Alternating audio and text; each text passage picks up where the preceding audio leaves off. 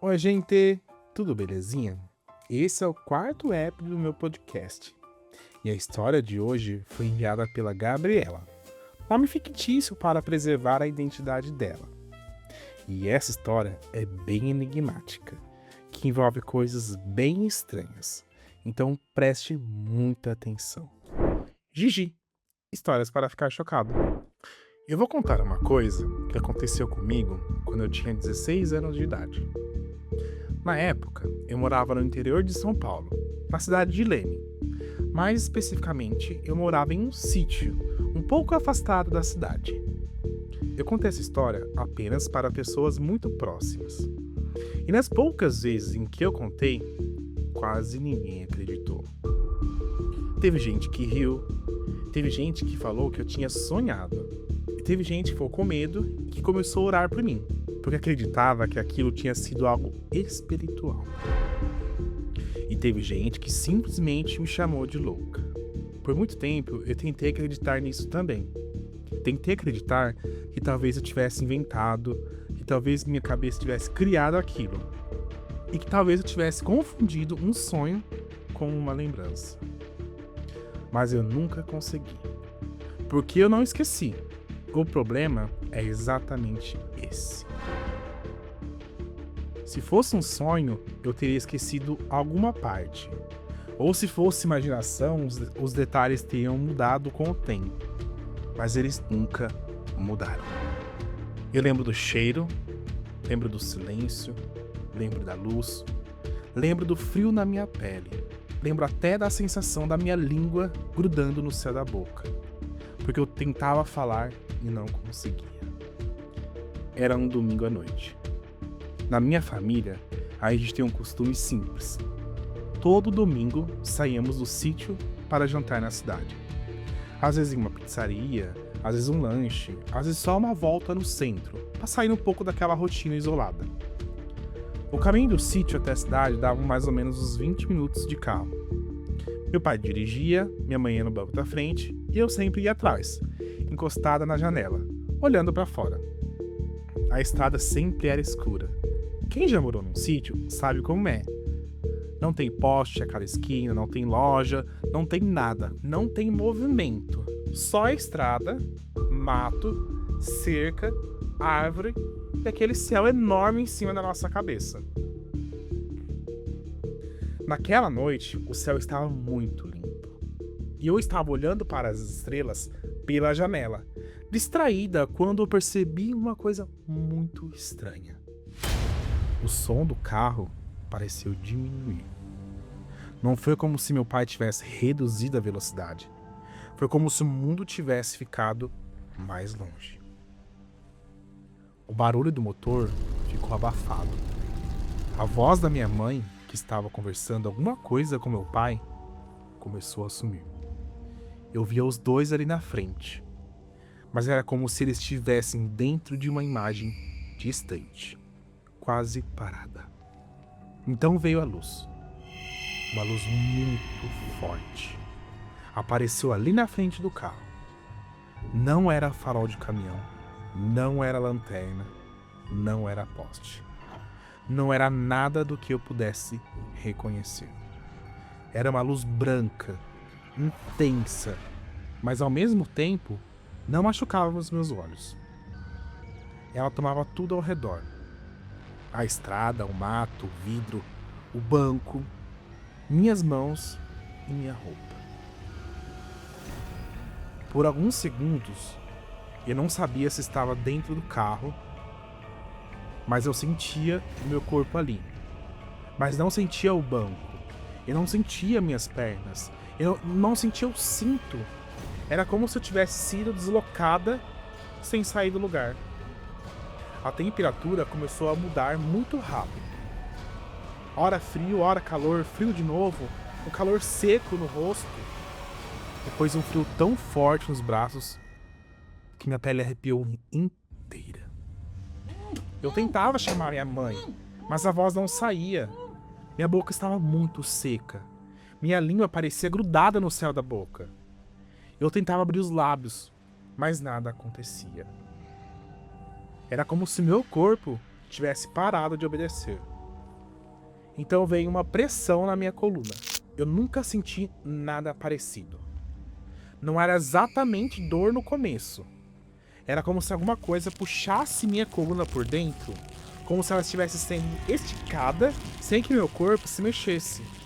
A sensação subia pelas costas, passava pelo pescoço e parecia prender minha cabeça em uma posição que eu não escolhi. Eu queria virar o rosto, eu queria olhar para minha mãe, queria saber se meus pais estavam vendo aquilo também, mas eu não conseguia. A luz continuava muito forte e de repente eu não estava mais na estrada. Eu não sei explicar onde eu estava. Até hoje, quando tento encontrar palavras, nenhuma parece certa.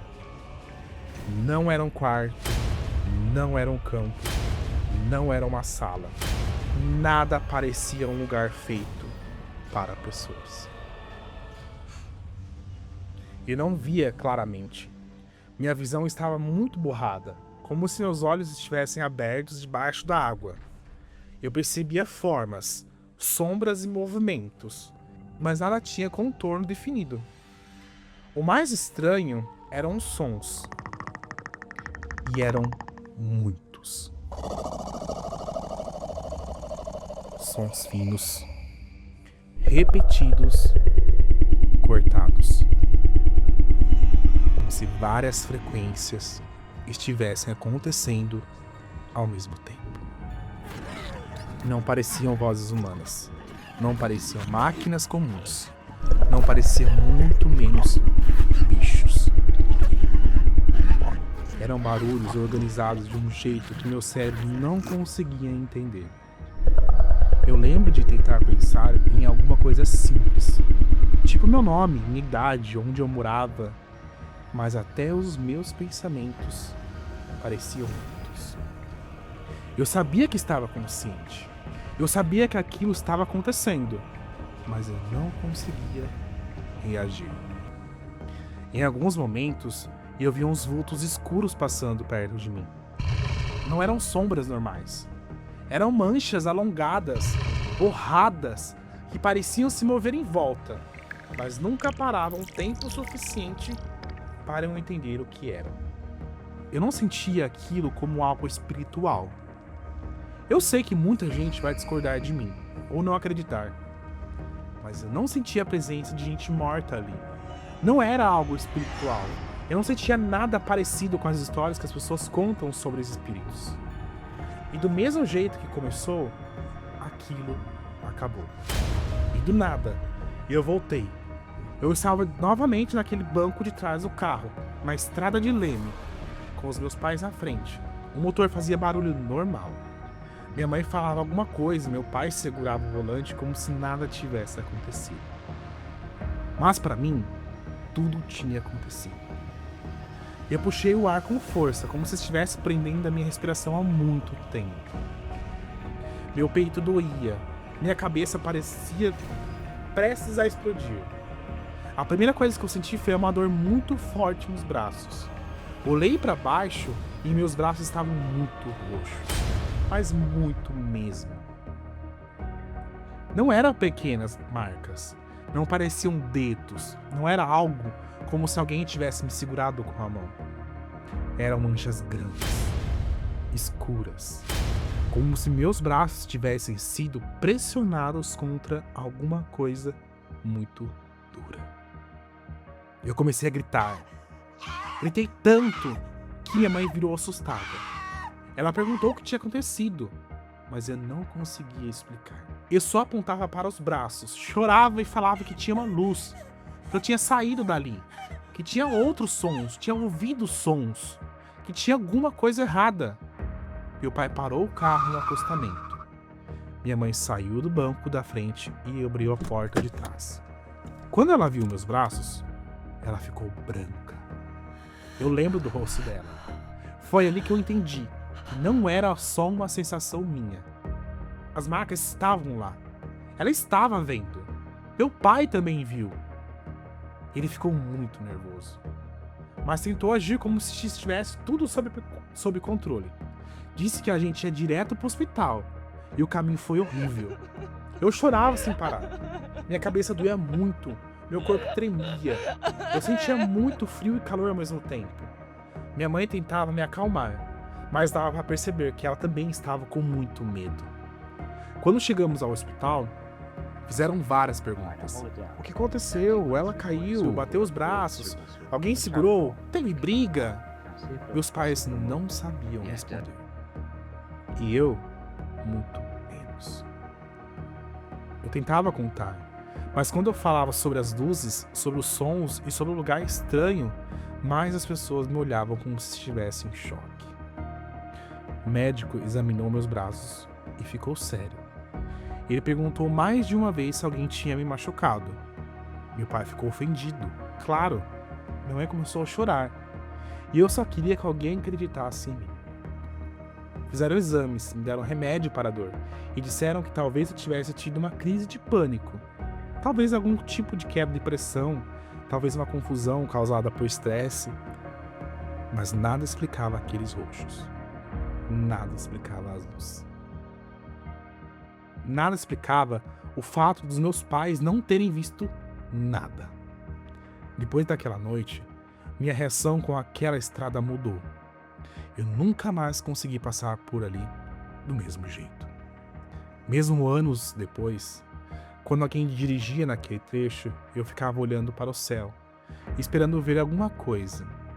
Às vezes eu sentia o corpo gelar sem motivo, às vezes uma luz distante já era o suficiente para me deixar sem ar.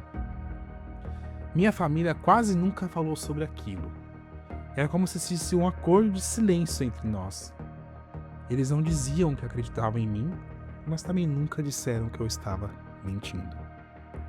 E isso, de certa forma, me assusta até hoje. Porque eles viram as marcas, eles viram o meu desespero, e eles me levaram para o hospital. Mas ninguém conseguiu me dar uma explicação. Hoje eu não digo que eu tenho certeza absoluta do que aconteceu. Eu não tenho como provar nada. Não tenho foto. Não tenho gravação. Não tenho documento que explique aquela noite. Mas só eu sei o que eu senti. E que não foi um sonho. Não foi uma brincadeira. Não foi uma história inventada por uma adolescente querendo atenção. Eu acredito que naquela noite alguma coisa me encontrou naquela estrada. Se era extraterrestre, se era uma tecnologia que a gente ainda não entende, ou se era algo que estava ali só de passagem por ali. É sério, eu não sei. Mas eu sei que por alguns segundos eu estive em um lugar que não era o carro do meu pai. E quando eu voltei, eu trouxe marcas no meu corpo. E uma lembrança que nunca saiu da minha cabeça. Gente, eu tô simplesmente chocado. De coração. Meu, que loucura! Eu tô assim, tentando entender ainda, porque eu tenho uma hipótese. Eu não sei se vocês conhecem a paralisia do sono. Eu já tive isso umas 6, 7 vezes. E é muito bizarro o que acontece em volta da gente, porque assim, nosso corpo está paralisado e ao mesmo tempo mistura os sonhos, a realidade nossa com uma realidade que não existe, a nossa cabeça ela cria, pelo menos é o que os estudos dizem, né? E você fica ali nessa imersão toda. Mas também acredito na possibilidade de ser algo alienígena, ETs, enfim. Mas acho que só de você estar ali, ver a sensação, sentir realmente o que era aquilo, se é algo muito real ou não. Mas acho assim, o fecho final, que é as marcas no braço, já descartaria a hipótese, né? Mas também a gente pode pensar em milhões e milhões de coisas. Acho que cada um tem uma percepção do que pode ser e o que não pode ser. Na minha, eu fico realmente assim acreditando e espero que seja algo mais direcionado a extraterrestre, algo como a paralisia do sono, até porque a partir de espíritos eu já sou um pouco mais questionador. Mas enfim, gente, quero ouvir de vocês. O que vocês acham que foi isso? Algo espiritual? ETs? Comentem aí, quero saber a opinião de vocês. Beijo!